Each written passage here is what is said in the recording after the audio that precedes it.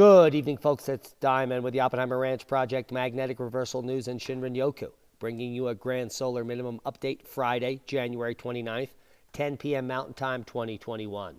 The models are in, and they will increase as we move through the podcast. But the Northeast system has been confirmed. Heavy snow in the Virginias. Biggest snow, yes, it's going to be the southeast of PA. The big story, snow expected from Colorado to Maine this weekend. Keep calm. It's boom time. A winter storm moving east will arrive in northeast Ohio Sunday, dumping heavy snow in some areas. We have the models. Bitter cold snow coming to upstate New York. Winter is a long way from being over, like a plover. Take a look at some of these temps. Minus 29 in the DAX. Minus 3 to minus 12 along the lakes. And those are just quakes. Be prepared to bundle up if you venture outside in upstate New York over the next few days, and keep your shovels handy. Friday through Sunday will be the coldest stretch we've seen yet this winter, and the National Weather Service is already issuing severe weather alerts for wind chills low enough to cause frostbite. Well, and that is quite a fright, and certainly a cold night. I can't get enough of this. Steady snow arrives Friday night. Powder likely on Saturday. Take a look at the 5-day forecast at Wolf Creek in my region, 23 inches and on and on. Friday will bring a few snow showers to the southern mountains in Colorado on Friday night through Saturday, which is Saturday, by the way. Deep snow in Tahoe, good snow for most of the west. Take a look at the west's 5-day forecast. Mount Shasta looking at 70 inches over the next 5 days. Mount Baker, 40 inches. Kirkwood, 38. Powder Mountain, 38. That's heli skiing. Big Red Cats, 37. Bear Valley, 34. Red Mountain Resort, 34. Whistler, 34. Al Gore's a bore. You know where that goes.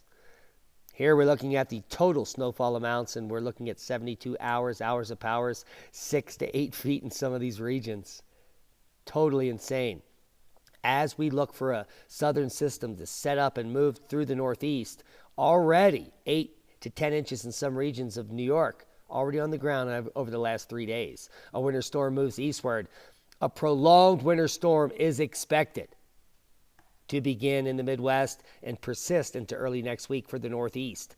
Heavy snowfall is expected across the Midwest, including the Chi-Town area, into Sunday, with snowfall spreading into the Mid-Atlantic, high winds, and an elevated fire weather threat. Holy macaroni. Time to pack one. Yes. Where are we? I have no idea where we're at. Let's take a look at some of the models. Okay, we've got some of the newest GFS coming through. So let that run through. We have 84 hours of the freshest model on tap. So let's just take a look at it. Here's your Saturday morning. We're going to be getting snow moving into my region here. Up in the mountains, only 6 to 10 inches. It's 5 to 10, I believe, is the prediction. We're going to get 1 to 3 in our area.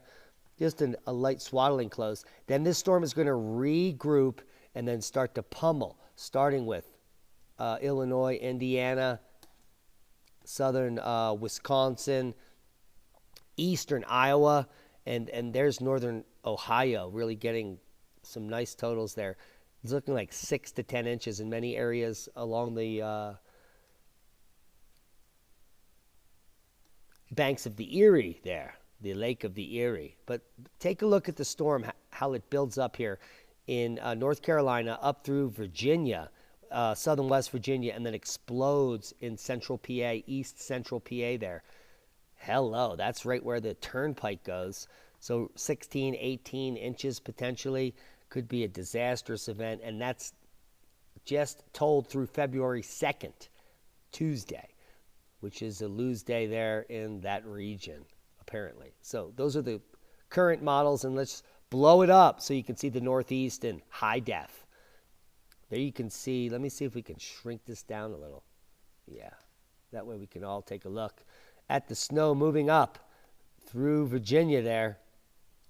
Here's Saturday night into Sunday morning, and then Sunday is really when the storm will explode. There's your Sunday through Sunday night right to there.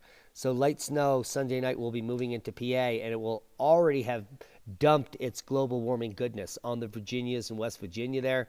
10 to 12 inches, maybe higher in some regions. And then, boom, there's the big numbers coming out in east central PA, southeast central PA, maybe down in Chester County. Here's Montgomery County and the Philadelphia area. They could be picking up as much as 4 to 6 inches, maybe 7 inches. But there is the big number right there out there. And I don't even know where some of those regions are. Altoona fish getting the big numbers. Yeah, definitely. Seismic update. No quakes of note, thankfully. But we do have some seismicity over in Iceland that's being hidden from the general public. Here's the January 28th from yesterday, earthquake swarm at Preparedness volcano. Very seldom seen type of event. And according to our sources, this earthquake swarm has stopped, but it might start again since earthquake activity in this area is often slow to start and goes on for 1 to 3 years. There's no sign of magma at work in this particular area. But because it's so closely related like this, we might say otherwise. Ongoing earthquake activity on the Reykjanes Ridge. Also in the last 48 hours, a huge cacophony of quakes could be leading to fission rupture and more magma moving to that region. The earthquake swarm that started on Sunday lasted for 12 hours, according to Iceland Met Office website. There is no change in GPS location data. So that's good news. No impending eruption, but we're keeping a close eye on it. There is impending insanity in the population, as we have been at KP0 for more than half of the last 36 hours. Hours of powers of KP0. And that is your grand solar minimum forecast as far as the KP is concerned. Worldwide volcano news update. We have a new volcano, Karangitang, which we've been talking about over the last year or so. It has been puffing and passing to 10,000 feet. Klutjaskov blowing to 20,000, and many others popping. Here we see Karangitang to 10. Now, Karangitang, here we are at the Smithsonian Global Volcanism Program, where you can see the eruptive history. VEI 3 is, in its repertoire, typically blows at VEI 1 and 2, but in historical observations, 2018 blew at VEI 2. We should expect a VEI 2-3 eruption coming anytime soon, like a boom. A Wyoming county predicts total economic devastation from Biden's leasing bans. Well, did you expect anything less? China. New York undercounted nursing home coronavirus deaths by as much as 50%, says state's AG. Yeah. Cuomo must be in a bucket. Whoa, Cuomo implicated in criminal corruption scandal over nursing home coronavirus deaths. That was quick. And the most significant public health issue of our time, according to Biden's national climate advisor, Gina McCarthy, coming out 48 hours ago. She said that global warming is the most significant public health issue of our time, recording 8,600 deaths globally last year. Apparently she missed the memo about the cold. Cold kills, 10 times more. Cancer, well, we won't even get into that, in heart disease. So, well, you voted for him. The full moon might be affecting your sleep and menstrual cycles. No, not the presidential candidate, that's for sure. In fact, the full moon affects sleep patterns. The closer you get to the full moon, the later you go to sleep and the earlier you wake up. So your actual sleep window gets crushed towards the full moon and then re-expands after it. Read the articles to learn more. Al Gore's aboard. The UAE's HOPE probe will be the first of 3 missions to arrive at Mars next month. It's getting busy up on the red planet. The United Arab Emirates' first mission to Mars is almost ready for a rendezvous with the red planet. The Emirates Mars mission knows that the HOPE probe will go into orbit around Mars on February 9th, the first of 3 missions that will be giving us more information about Elon Musk's boyhood home.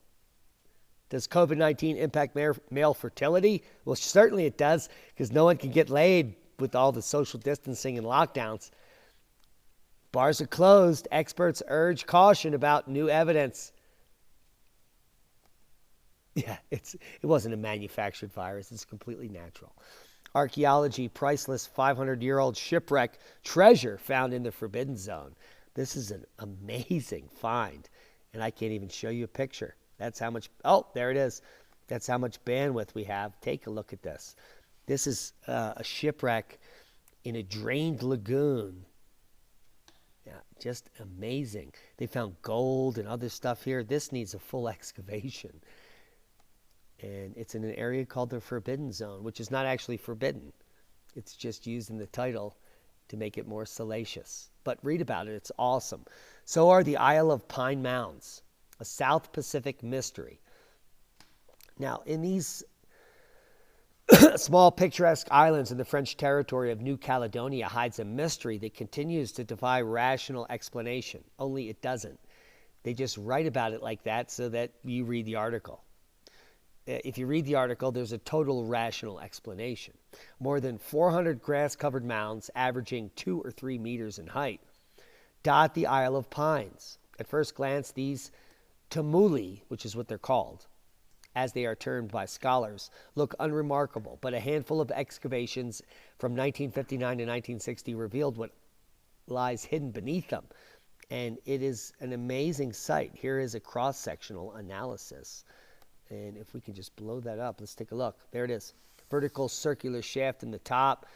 Cement core. These are huge concrete blocks with a cement tube that goes down the middle. And underneath, there's a huge cone-shaped structure of iron with rings of large iron nodules. So people were wondering what this was. And in fact, what it is a shaft to put some type of a pillar into to hold up a big flagpole, antenna, or some other object. Yet no one has ever really reported on that, except until now in this paper in French. And if you don't speak French, you can translate it. But I'll leave you links to the paper and to the article that is totally fascinating.